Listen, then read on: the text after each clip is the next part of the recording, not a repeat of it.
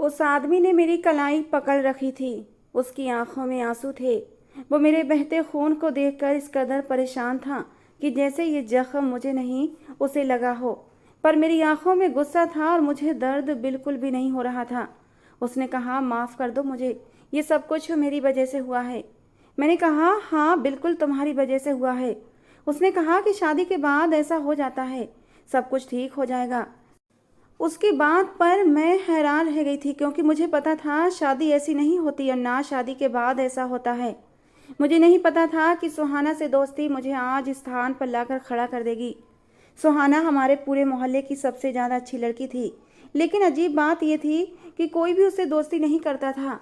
मैं उस मोहल्ले में नई आई थी और मुझे अभी 2-3 महीने ही हुए थे, इसलिए मुझे नहीं पता था कि इसके पीछे वजह क्या है। पर मैंने उससे दोस्ती कर ली और अब मेरा उसके घर में आना जाना भी था। लेकिन वो कभी भी मुझे घर के मेन गेट से अंदर नहीं आने देती थी। कहती थी कि पीछे दरवाजे से आया करो। मुझे ये बात उसकी समझ नहीं आती थी कि इसके पीछे आखिर राज क्या है। वो मुझे मेन गेट से अंदर क्यों नहीं आने देती है, यूं चोरों की तरह पीछे के दरवाजे से क्यों बुलाती है। मैं अपने माँ बाप की सबसे लाडली बेटी थी। मेरे माँ बाप मेरी शादी जल्दी ही करना चाहते थे, क्योंकि मैं अपनी पढ़ाई करके फ्री हो चुकी थी और मेरे लिए रिश्तों की लाइन भी लगी हुई थी। और शायद वजह ये थी कि मैं हद से ज़्यादा खूबसूरत थी। मेरे माँ बाप को भी चिंता रहती थी कि मैं अपने घर की हो जाऊं तो अच्छा है, क्योंकि क्योंकि आजकल का जैसा ज़माना है, लड़कियों को जल्द से जल्द अपने घर का हो जाना चाहिए। हालांकि मैं अपने माँ बाप की सोच से एग्री नहीं करती थी, लेकिन अपने माँ बाप को कैसे समझाती, जो हमेशा मेरी वजह से चिंता में पड़े रहते थे कि कहीं कोई ऊंच नीच ना हो जाए। मेरी माँ मुझे देखकर हर वक्त तो खौलती रहती थीं। कहती, एक तो भगवान ने इतनी खूबसूरती दी है, ऊपर से ज़माना ख़राब है, मुझे तो तेरी चिंता सताती रहती है। मैंने अपनी माँ को समझाया करती थी, लेकिन मेरी माँ के दिल को चैन नहीं मिलता था। आजकल मेरे लिए वो ज़ोर शोर से रिश्ता ढूंढ रही थी और फिर मेरे लिए मोहित का रिश्ता आ गया, जो पहले मेरे साथ ही पढ़ता था। अब हमारी पढ़ाई पूरी हो गई थी, लेकिन उसने अब रिश्ता भेजा था। सबको यही लगा था कि शायद ये लोग साथ पढ़ते हैं तो एक दूसरे को पसंद करते होंगे, और ये बात कुछ हद तक सही भी थी। मुझे वो अच्छा लगता था। उसका नाम मोहित था और मेरा नाम दिया। मैं उसे मोहब्बत करती थी, तो उसके जज्बात भी मुझसे अलग नहीं थे। वो भी मुझसे मोहब्बत करता था और इसीलिए उसने अपना रिश्ता भेजा था। हाँ, ये बात अलग थी कि कॉलेज में हम एक दूसरे से इतनी ज़्यादा बात नहीं करते थे, लेकिन एक दूसरे की आंखों के इशारों से समझ गए थे कि हम एक दूसरे को चाहने लगे हैं। लेकिन मोहित ने कभी हद पार करने की कोशिश नहीं की थी, क्योंकि वो मेरे मिजाज को अच्छी तरह जानता था कि मुझे लड़कों से दोस्ती करना बिल्कुल भी पसंद नहीं था। मैं अपनी हद में रहती थी, पढ़ाई से मतलब रखती थी। मैंने कभी भी कॉलेज में किसी भी लड़के से कभी दोस्ती नहीं की थी, और शायद वो मेरी इमेज ख़राब नहीं करना चाहता था, इसलिए उसने मेरी तरफ कदम बढ़ाए ही नहीं थे, बल्कि आंखों के इशारे से सिर्फ जता दिया था कि वो मुझे पसंद करता है। मेरी आंखों में भी वो अपने लिए पसंद के रंग देख चुका था और इसीलिए उसने अपना रिश्ता भेज दिया था। खैर, मेरे माँ बाप को मुझ पर पूरा भरोसा था, लड़के में भी कोई कमी नहीं थी, इसलिए रिश्ता पसंद कर लिया गया था। 2 महीने के बाद शादी की तारीख तय हो गई थी और मैं अपनी आंखों में हजारों सपने लिए उस दिन का इंतजार कर रही थी जब मैं मोहित के नाम का सिंदूर अपनी मांग में भरती और उसके नाम का मंगलसूत्र पहनती। लेकिन मुझे नहीं पता था कि इससे पहले ही मेरी ज़िंदगी में एक ऐसा मोड़ आ जाएगा जो मेरी ज़िंदगी को तहस नहस करके रख देगा। मोहित से मेरी शादी हो रही थी और मैं मंडप में बैठी हुई थी, बहुत खुश थी कि तभी वहाँ पर एक आदमी आया जिसको मैंने पहले कभी देखा तो था, लेकिन मुझे ये नहीं पता था कि वो कौन है। पर उसके आने के तरीके से साफ पता चल रहा था कि वो किसी अच्छे काम के इरादे से नहीं आया था। उसका नाम रघुवीर था, लेकिन सब उसे रघु दादा के नाम से जानते थे, और नाम से ही पता चल रहा था कि वो किस टाइप का आदमी था। उसके पास वो सारी चीज़ें थीं जिससे वो किसी को भी डरा सकता था। उसने आते ही शादी रुकवा दी और कहने लगा, दिया से शादी सिर्फ मैं करूँगा, क्योंकि मैं उसे पसंद करता हूँ। उसकी ये बात सुनकर मैं हक्का बक्का रह गई थी। मेरे माँ बाप भी उसके अंदाज से डर गए थे। हम लोग शरीफ लोग थे, और सबसे अजीब बात तो ये थी कि जब उसने मोहित को कहा कि यहाँ से चला जा, नहीं तो तुम्हारी खोपड़ी उड़ाकर रख दूंगा, अगर अपनी जान प्यारी है तो अभी कभी ये शादी छोड़कर चले जाओ। मुझे लगा था मोहित डटकर खड़ा हो जाएगा और मुझे उस रघु नाम के आदमी से बचाएगा। लेकिन मैं तो आंखें फाड़े मोहित को देख रही थी जब उसने अपने गले में पड़ी बरमाला को उतार कर साइड में रखा और वहां से जल्दी से भाग गया। जाते जाते अपने माँ बाप को भी अपने साथ ले गया था। कहने लगा, मुझे बिन मौत नहीं मरना, अगर जिंदगी रही तो तुम जैसी लड़कियां और भी मिल जाएंगी। मैं हैरान रह गई थी। मेरी हालत तो ऐसी हो गई थी जैसे ना तो मुझे कुछ सुनाई दे रहा था और ना ही दिखाई दे रहा था। रघु ने गन पॉइंट पर मुझसे शादी कर ली। मैं शादी करना नहीं चाहती थी, लेकिन रघु के आदमियों ने मेरे माँ बाप के ऊपर बंदूकें तानी हुई थीं। अपने माँ बाप की जान बचाने की खातिर मुझे रघु से शादी करना पड़ी। जब मेरी और रघु की शादी हो गई तो वो मेरे माँ बाप से कहने लगा, आप चिंता मत करें, मैं बुरा आदमी नहीं हूँ, मेरा अपना बहुत बड़ा मकान है, आपकी बेटी को बहुत खुश रखूँगा। आपकी बेटी मेरी बहन की बहुत अच्छी दोस्त भी है। सुहाना, जो इतनी देर से चुप खड़ी थी लेकिन शक्ल से बहुत परेशान लग रही थी। मुझे तो अब पता चला कि रघु सुहाना का भाई था और शायद उसके घर में ही उसने मुझे देखा था। मैंने भी उसे कभी कभी रास्ते में देखा था, लेकिन मुझे नहीं पता था ये सुहाना का भाई है। मुझे अब सुहाना पर गुस्सा आ रहा था। मेरी आंखों में आंसू भरे हुए थे। मैंने शिकवा भरी नज़रों से सुहाना को देखा था। सुहाना से दोस्ती मुझे महंगी पड़ी थी। उसकी नज़रों से साफ पता चल रहा था जो कुछ भी हुआ था वो भी सबसे खुश थी। मैं शादी को स्वीकार नहीं कर पा रही थी। माना कि मोहित ने मुझे धोखा दिया था, मुझे मुश्किल में छोड़कर भाग गया था। मेरे दिल में उसके लिए भी गुस्सा, नफरत उभरने लगी थी, लेकिन मैं रघु के लिए भी तैयार नहीं थी। उसने भरे मंडप में मेरे माँ बाप की इंसल्ट की थी, उनके ऊपर बंदूक तान कर जबरदस्ती मुझसे शादी की थी, मेरे आत्मसम्मान को ठेस पहुंचाई थी, मेरा अपमान किया था, सबके सामने मेरे घर में घुस आया था और मेरे माँ बाप को अपमानित किया था। वो मुझसे गन पॉइंट पर बिहाकर अपने साथ लेकर जा रहा था और ये कोई छोटी बात नहीं थी कि मैं हंसी खुशी आंखों में नई जिंदगी के सपने सजा उसके साथ चल पड़ती, उसे अपना पति मान लेती। ऐसा कैसे हो सकता था? मैंने भी सोच लिया था कि मुझे अब आगे क्या करना है। जब मैं विदा हो रही थी तो मेरे पापा रो रहे थे। उनके आंसू और मेरी माँ की बेबसी देखकर मुझे बहुत सदमा लगा था, लेकिन इस वक्त तो मैं मजबूर थी अपने माँ बाप को खुश करने की खातिर। मैंने अपनी आंखों में आए आंसू साफ किए थे। मैंने अपनी माँ को तसल्ली दी कि माँ, जो कुछ हुआ बुरा हुआ, लेकिन अब मेरी रघु से शादी हो चुकी है। आप खुद को संभालें और मुझे भी हिम्मत दें। मैं विदा होकर रघु के साथ आ गई थी, उस इंसान के साथ जिससे मुझे नफरत महसूस हो रही थी। मुझे रघु के कमरे में बिठा दिया गया था। थोड़ी ही देर बाद सुहाना कमरे में आई थी। इससे पहले कि कुछ बोलती, मैंने उसे हाथ के इशारे से चुप करवा दिया था। मैंने कहा, कोई ज़रूरत नहीं है कुछ भी बोलने की, तुम्हें सब कुछ पता था, जो कुछ हुआ तुम्हारी वजह से हुआ है। अगर तुम चाहती तो मुझे पहले से आगाह कर सकती थी। ज़रूर तुम्हें पता होगा कि तुम्हारा भाई मेरे लिए अपने दिल में क्या इरादे रखता है, लेकिन तुमने मेरी दोस्ती का गलत फ़ायदा उठाया है, तुमने मुझे धोखा दिया है। अब मुझे पता चला कि तुम्हारे साथ कोई दोस्ती क्यों नहीं करना चाहता था, तुम्हारे बदमाश भाई की वजह से, और तुम मुझे बता नहीं सकती थी। उसने कहा, मुझे माफ़ कर दो दिया। भाई ने मुझे 2-3 बार कहा था कि मुझे तुम्हारी दोस्त दिया बहुत अच्छी लगती है, प्यार करता हूँ मैं उससे शादी करना चाहता हूँ। लेकिन मैं भाई को नहीं बताया था कि तुम्हारी शादी हो रही है, क्योंकि मुझे पता था कि तुम मुझसे कभी भी शादी नहीं करोगी। मैंने कहा, अच्छा, तुम डबल गेम खेल रही थी, एक तरफ अपने भाई को खुश कर रही थी और दूसरी तरफ मुझे धोखा दे रही थी। लेकिन जो हुआ वो नहीं होना चाहिए था। अब चली जाओ यहाँ से। सुहाना कमरे से नहीं गई थी, बल्कि मेरे पास ही बैठ गई। कहने लगी, दिया, लेकिन तुम तो मुझे बहुत मानती थी, मेरे बिना तुम्हें चैन नहीं आता था। याद करो जब एक दिन तुमने मुझसे कहा था कि सुहाना, काश कुछ ऐसा हो जाए कि मैं और तुम हमेशा साथ रहें, और देखो ऐसा हो गया है, मैं और तुम हमेशा साथ रहेंगे। उसकी इस बात पर मैं गुस्से से भड़क उठी थी। मैंने चिल्लाकर कहा कि यहाँ से चली जाओ, मैं तुम्हारा इस तरह से साथ नहीं चाहती थी। मैं तो तुम्हें दोस्त मानती थी और हमेशा तुम्हारी दोस्ती चाहती थी। मैं इतनी ज़ोर से चिल्लाई थी कि वो डर गई थी और वहाँ से चली गई। उसे पता था कि इस वक्त मैं कुछ भी सुनने के मूड में नहीं हूँ। मैंने जो सोचा था बस मुझे वही करना था। मेरा दिमाग इस वक्त बंद हो चुका था। जब रघु कमरे में आया तो मैंने उसे इतनी खूंखार नज़रों से घूरा था कि एक पल को मुझसे नज़रें चुरा गया था। मैं बिल्कुल भी दुल्हनों की तरह बैठकर उसका इंतजार नहीं कर रही थी। मेरे सर पर घूंघट नहीं था। मैंने ज्वेलरी भी उतार कर फेंक दी थी। हाथों में पहनी कांच की चूड़ियाँ भी उतार कर मैंने कमरे में फेंक दी थीं। कमरे का माहौल तो वैसा ही बनाया गया था जैसा कि शादी की पहली रात को होता है। उसने दरवाज़ा बंद कर दिया। कहने लगा, ऐसा लग रहा है जैसे मैं किसी सपने में आ गया हूँ। दिया, मुझे गलत मत समझो, बहुत प्यार करता हूँ तुमसे।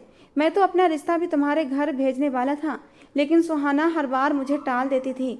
मुझे तो पता भी नहीं चला कि तुम्हारी शादी भी होने वाली है, और जैसे ही पता चला मैं तो पागल हो गया था और फ़ौरन ही तुमसे शादी करने के लिए पहुँच गया। बहुत प्यार करता हूँ तुमसे, सारी खुशियाँ तुम्हारे कदमों में लाकर ढेर कर दूंगा। लेकिन जो कुछ मैंने किया है, जिस तरीके से तुम्हें अपनाया है, बस मेरी इस गलती को माफ़ कर दो। कहते कहते वो मेरे करीब आ गया था और मेरा हाथ पकड़ लिया। मैंने उसे गुस्से भरी नज़रों से घूरा था और देखते ही देखते मैंने अपने हाथ की नस काट ली थी। हम लड़कियां और कर ही क्या सकते हैं। मैं तो कमज़ोर थी ना, उससे लड़ भी नहीं सकती थी और ना ही यहाँ से भाग सकती थी। बदकिस्मती से वो मेरा पति बन चुका था।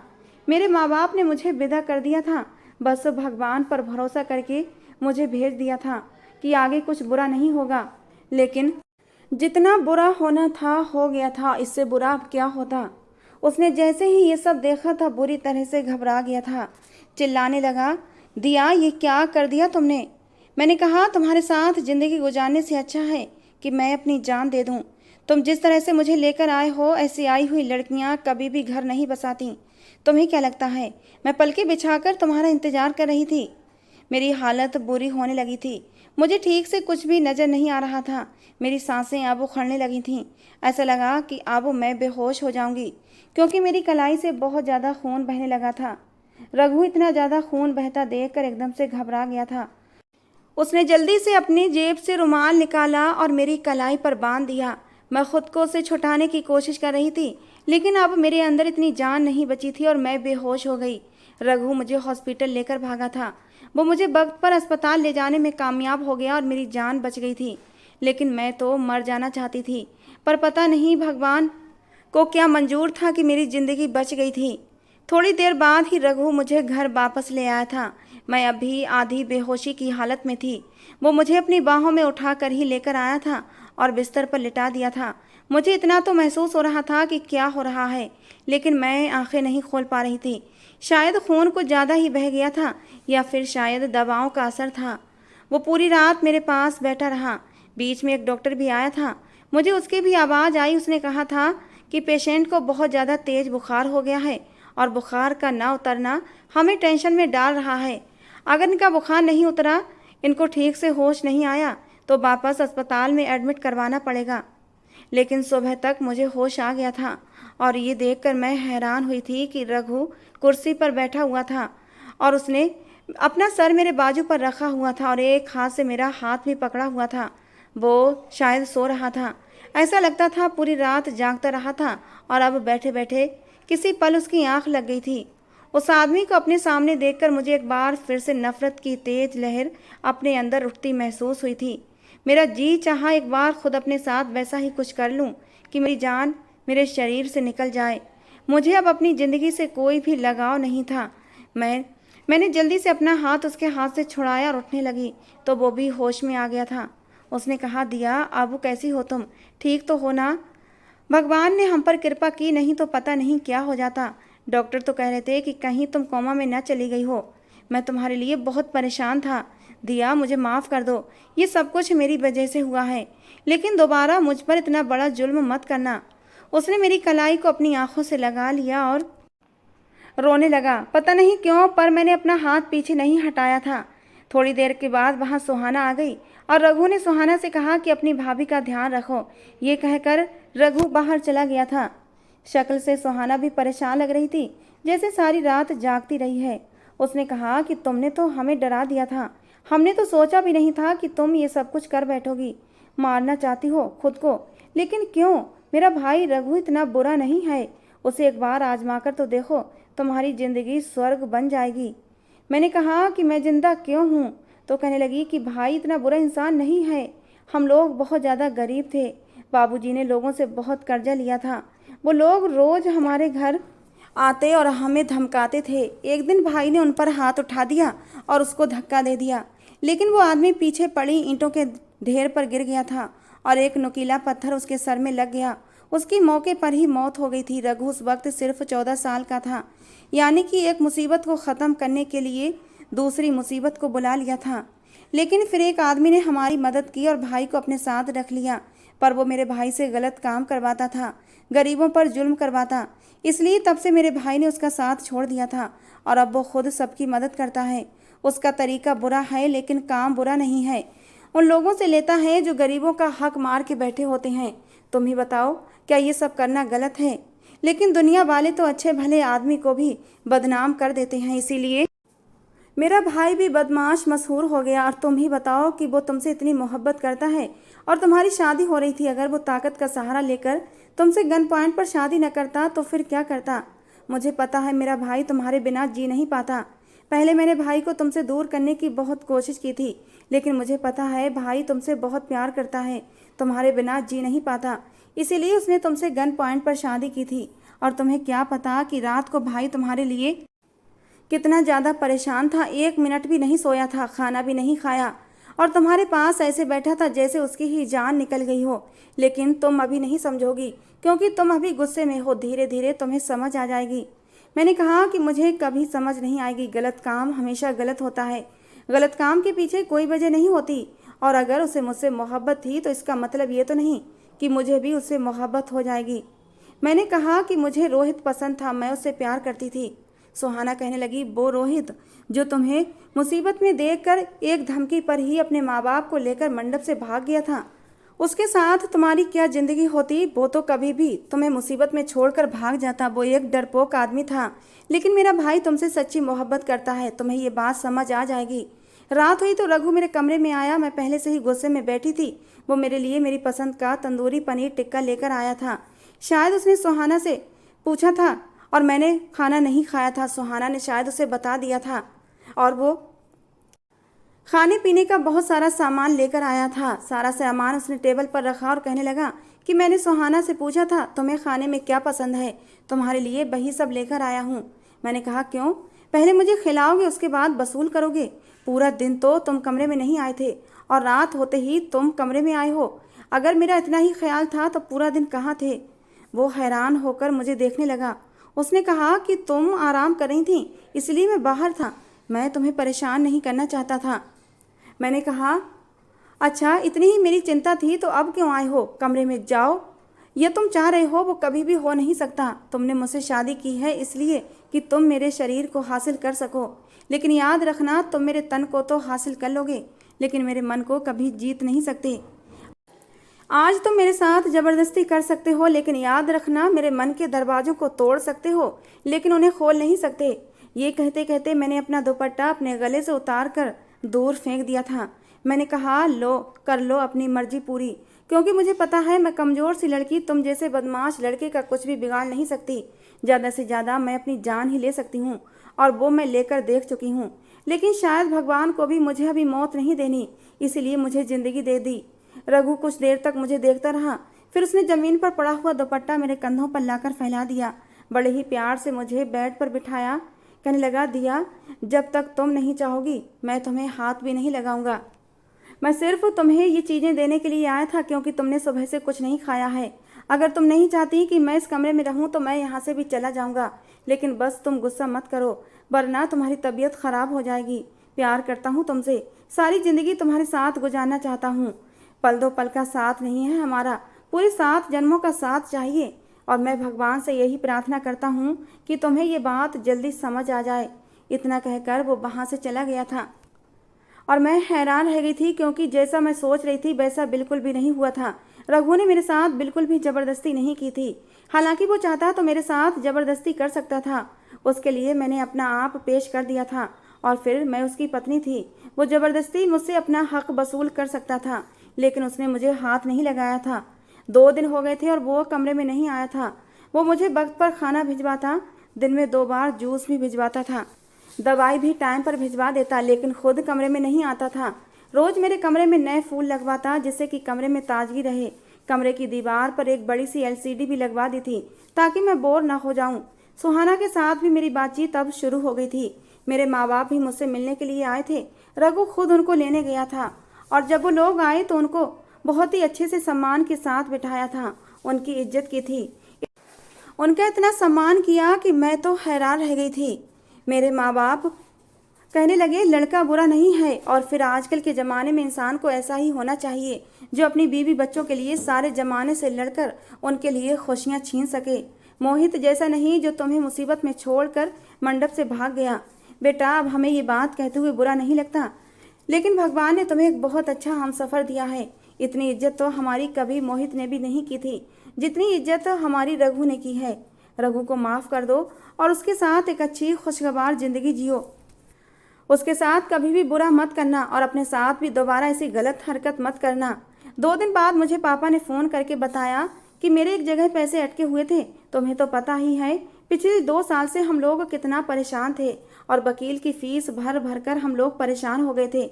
लेकिन न जाने रघु ने ऐसा क्या किया कि वो आदमी खुद सारे पैसे लेकर हमारे दरवाजे पर आ गया। हमसे माफ़ी भी मांगी। वो कहता है कि अगर कोई और काम हो तो बताना, मैं वो भी कर दूंगा।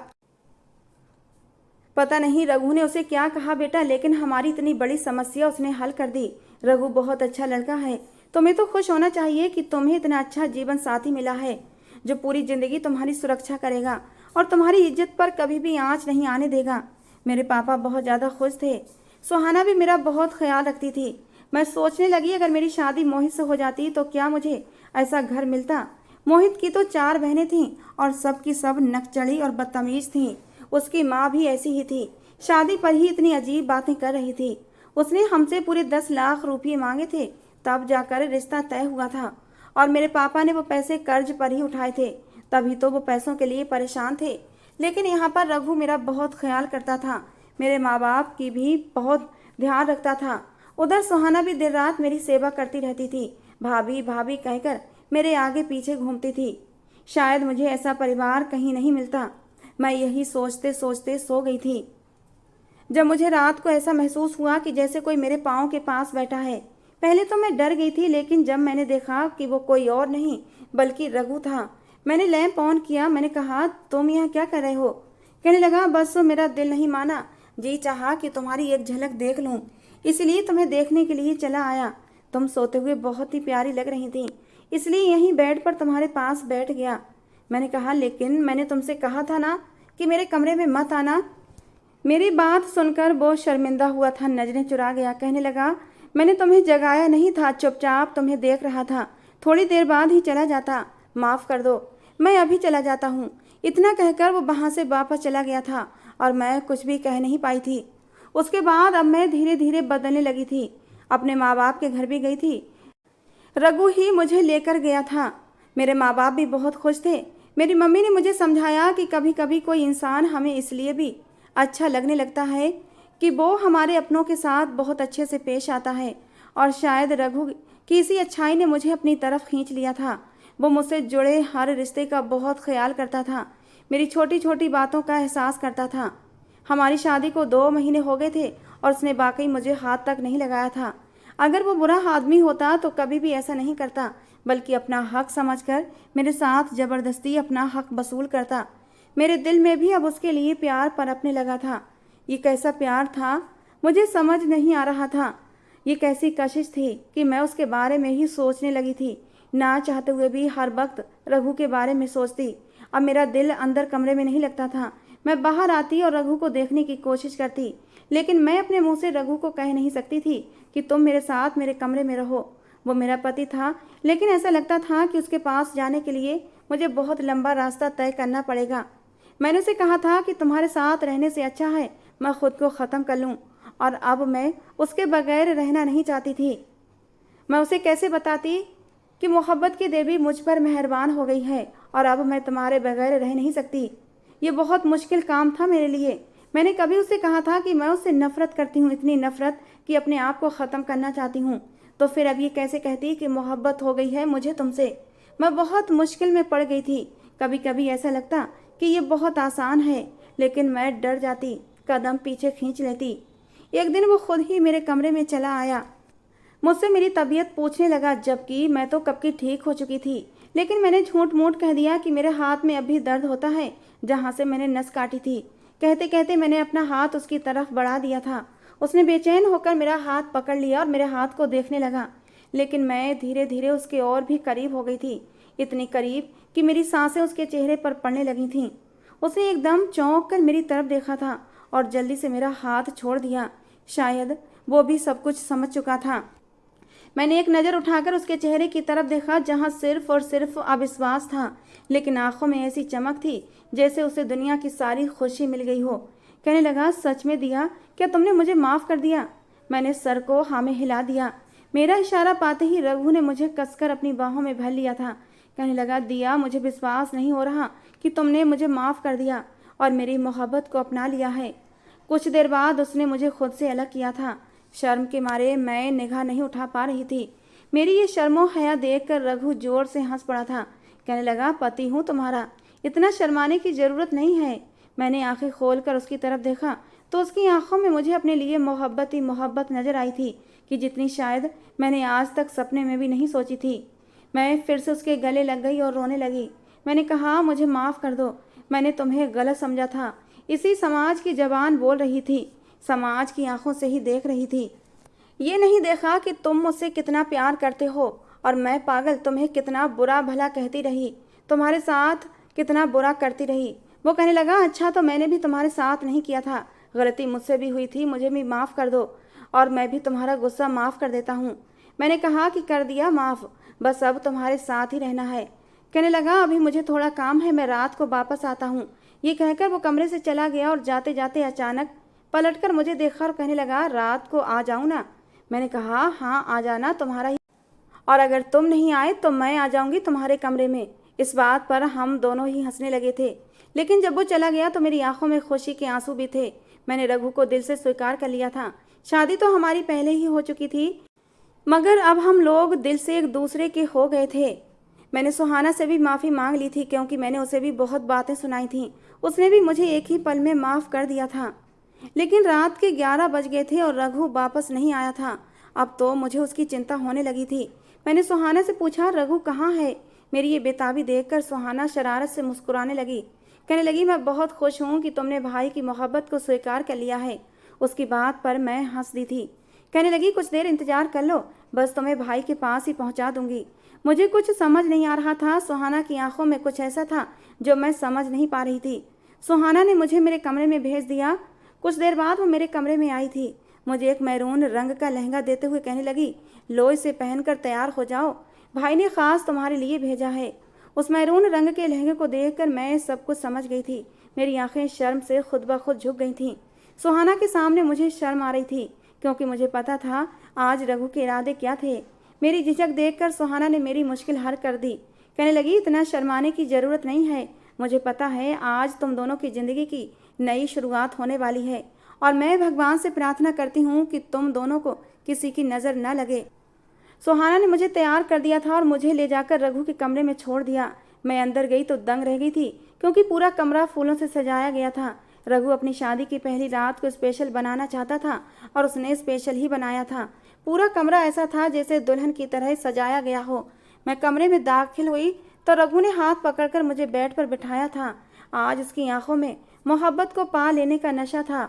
उसने मुंह दिखाई में एक प्यारी सी चैन मेरे गले में पहनाई थी और मेरे माथे को चूमकर मुझसे वादा किया था कि ज़िंदगी में तुम्हें इतनी खुशियाँ दूंगा कि तुम्हारा दामन कम पड़ जाएगा। मैंने भी रघु के सीने पर अपना सर रख दिया था और अपनी आने वाली ज़िंदगी के लिए भगवान से प्रार्थना करने लगी थी। और वाकई रघु ने मुझे इतना प्यार दिया कि मैं सब कुछ भूल गई थी। तो दोस्तों, आज की हमारी ये कहानी आपको कैसी लगी ज़रूर बताना। पसंद आई हो तो प्लीज़ लाइक करना। रोज़ एक नई कहानी सुनने के लिए हमारे चैनल को भी सब्सक्राइब करना। मिलते हैं दोस्तों अगली किसी नई कहानी के साथ।